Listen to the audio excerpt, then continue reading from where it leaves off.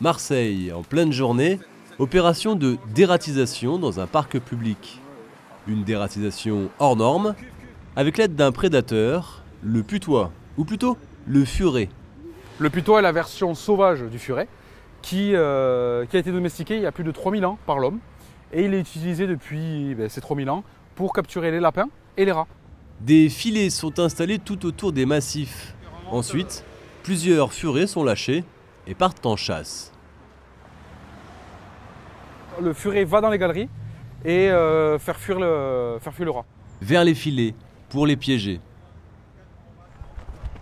Une intervention rapide est alors nécessaire avant que le rat ne s'échappe. Le rat est ensuite introduit dans une boîte. Une fois qu'ils sont attrapés, on les met dans un bidon opaque pour limiter le stress.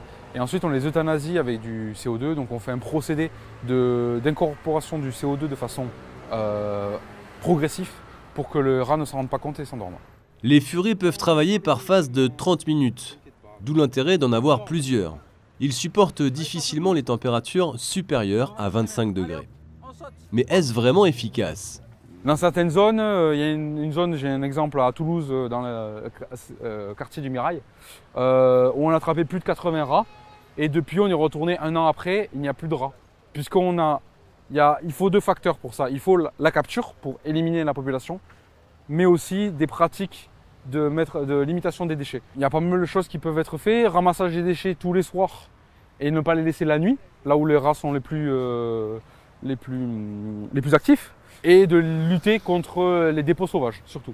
Pour la ville de Marseille, c'est une première expérimentation, évaluée à environ 10 000 €. On est sur quelques sites ciblés, sur des infestations vraiment très récurrentes.